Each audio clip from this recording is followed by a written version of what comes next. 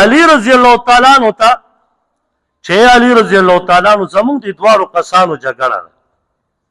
وی په څه شي جګړه ده وی ما او د یو ځای کې کېناستو روټۍ مو خوړه په دې کې یو میلمه راغی نو د ده 3 روټۍ وې زما 15 روټۍ وې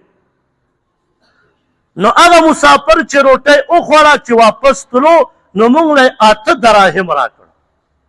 نو ما دې ملګري ته د ده 3 روټۍ وې نو دله مې 3 دراهم ورکړه او زما 15 روټۍ ما 15 دراهم واخیست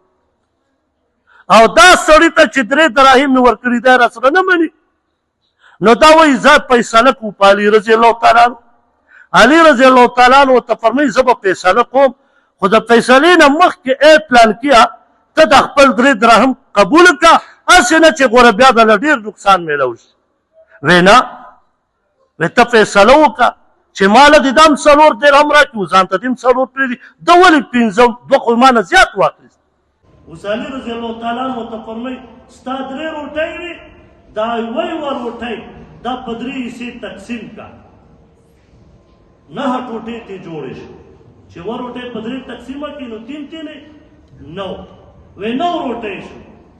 هغه بل ته فرمایي ستا 100 روټۍ وې هغه ورته وایي چې زما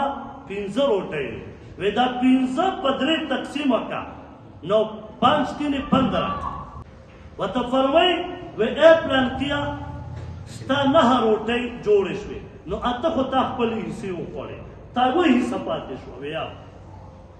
وی پلان کیا ستا 15 حصې وې د روټۍ وی او وی تا ترې خپلې اته وخوړې باقي ستا 100 پاتې شوې هغه ورته وایي چې زما 9 وی پلان کیا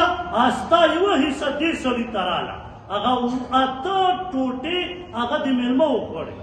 نو ستا 1 روپۍ کېږي ځکه چې ستا روټۍ هغه مېلمه 1 ټوټه خوړلې ده نو 1 روپۍ دراهم ورکړه